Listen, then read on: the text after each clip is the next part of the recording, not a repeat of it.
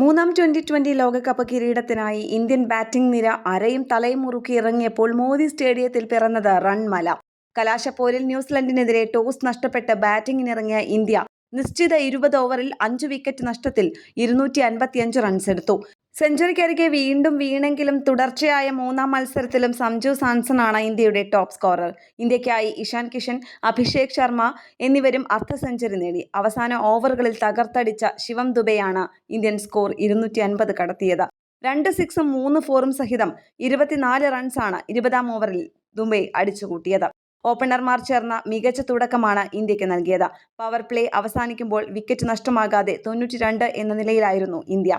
2020 ലോകകപ്പ് ചരിത്രത്തിലെ ഏറ്റവും ഉയർന്ന പവർ പ്ലേ സ്കോറാണിത്. ഈ ലോകകപ്പിൽ ആദ്യമായാണ് ഇന്ത്യക്ക് പവർ പ്ലേയിൽ വിക്കറ്റ് നഷ്ടമാകാതിരിക്കുന്നത്. 2020 ലോകകപ്പ് ഫൈനൽ ചരിത്രത്തിൽ ആദ്യമായാണ് ഓപ്പണിംഗ് കൂട്ടുകെട്ട് 50-ന് മുകളിൽ സ്കോർ നേടുന്നത്.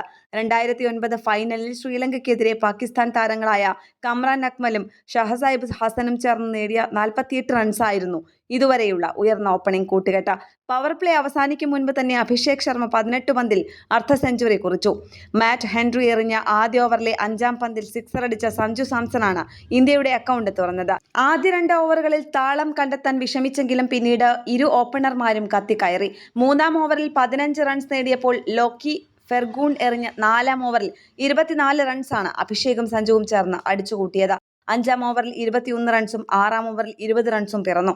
1-ാം വിക്കറ്റിൽ സഞ്ജുവും അഭിഷേകും ചേർന്ന് 98 റൺസ് കൂട്ടിച്ചേർത്തു. 8-ാം ഓവറിൽ അഭിഷേകിനെ പുറത്താക്കി രജിൻ രവീന്ദ്രയാണ് കൂട്ടുകെട്ട് പൊളിച്ചത്. ഒരിക്കൽ കൂടി സ്പിൻ കെണിയിൽ അഭിഷേക് വീണു.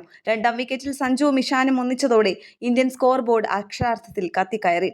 7.2 ഓവറിൽ ഇന്ത്യൻ സ്കോർ 100 കടന്നു.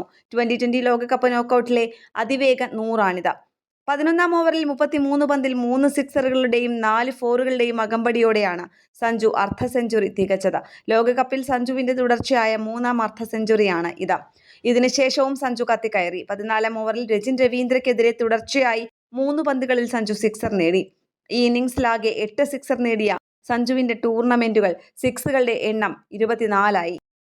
2020 ലോകകപ്പിലെ ഏറ്റവും ഉയർന്ന സിക്സർ വേട്ടക്കാരൻ. എന്നാൽ ഇത്തവണയും സെഞ്ചുറി എന്ന മോഹം 11 റൺസുകളിൽ സഞ്ജുവിന് നഷ്ടമായി. 16-ാം ഓവറിൽ ജിമ്മി നീഷമാണ് സഞ്ജുവിനെ കോൾ മക്കോൻകിയുടെ കൈകളിൽ എത്തിച്ചത്.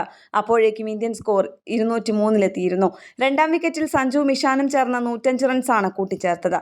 ഇതേ ഓവറിൽ ഇഷാനും ഗോൾഡൻ ഡക്കായി ക്യാപ്റ്റൻ സൂര്യകുമാർ യാദവും പുറത്തായതോടെ ഇന്ത്യയുടെ സ്കോറിംഗ് വേഗം കുറഞ്ഞു. പിന്നാലെ എത്തിയ ഹാർദിക് പാണ്ഡ്യയെ 19-ാം ഓവറിൽ മാറ്റ് ഹെൻറിയും പുറത്താക്കി. തിലക് വർമ്മയെ കാഴ്ചക്കാരനായി അവസാന ഓവറിൽ തകർത്തടിച്ച ശിവം ദുബെയാണ് സ്കോർ 250 കടത്തിയത്. സ്പോർട്സ് ഡെസ്ക് കേരള പ്രണാമം.